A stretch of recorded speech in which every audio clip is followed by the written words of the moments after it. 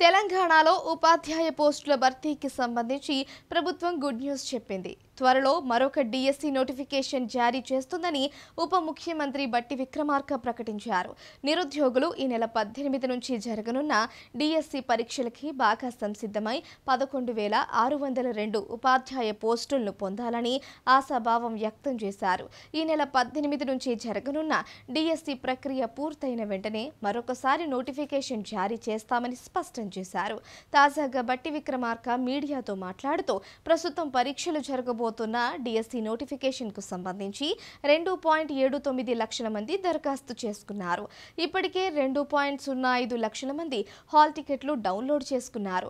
వీరికి ఏవైనా సమస్యలు ఎదురైతే పరిష్కారానికి 24 గంటలు అందుబాటులో ఉండేలా గ్రీవెన్స్ సెల్ ఏర్పాటు చేశాం. అలాగే జూలై 18వ తేదీ నుంచి ఆగస్టు 5వ తేదీ వరకు పరీక్షలు నిర్వహిస్తాం. పాఠశాలలపై మేం లోతుగా అధ్యయనం చేయగా ప్రస్తుతం వెలువరించిన 11,062 టీచర్ పోస్టులు భర్తీ అయిన తరువాత కూడా మరొక 5,000 ఖాళీలు ఉంటాయని తేలింది.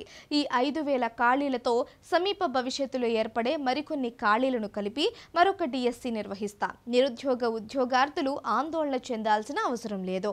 మా ప్రభుత్వం తరచూ డిఎస్సి నోటిఫికేషన్లు జారీ చేస్తూనే ఉంటుందని స్పష్టం చేశారు. తెలంగాణ డిఎస్సి 2024 పరీక్షలు ఈ నెల 18వ తేదీ నుంచి ప్రారంభం కానున్నాయి. ఓవైపు నిరుద్యోగులు డిఎస్సి పరీక్షలు వాయిదా వేయాలని ఆందోళనలు చేస్తున్నారు. మరొక వైపు ప్రభుత్వం తెలంగాణ డిఎస్సి 2024 పరీక్ష నిర్వహణకు ఏర్పాట్లు చేస్తోంది.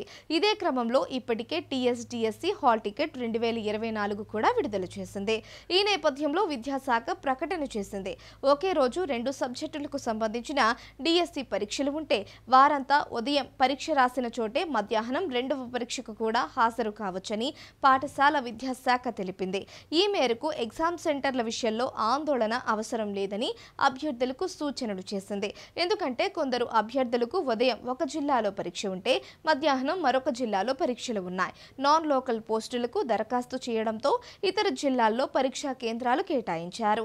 దీనిపై అభ్యర్థులు ఆందోళన చెందడంతో స్పందించిన విద్యాశాఖ అధికారులు అలాంటి వారు ఒకే రోజు ఒకే పరీక్షా కేంద్రంలో 2 పరీక్షలు రాసే అవకాశం ఇస్తామని స్పష్టం చేశారు. ఒకే రోజు వేర్వేరు జిల్లాల్లో పరీక్షా కేంద్రాలు పడిన వారికి హాల్ టికెట్లు మార్చి మళ్లీ విడుదల చేస్తామని పేర్కొన్నారు.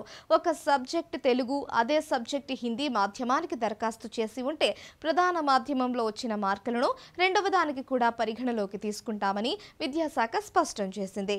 కాగా జూలై 18వ తేదీ నుంచి ఆగస్టు 5వ తేదీ వరకు ఆన్లైన్లో విధానంలో డిఎస్సి పరీక్షలు జరగనున్న సంగతి తెలిసిందే. దాదాపు 2,79,966 మంది అభ్యర్థులు ఈ పరీక్షలకు హాజరు కానున్నారు.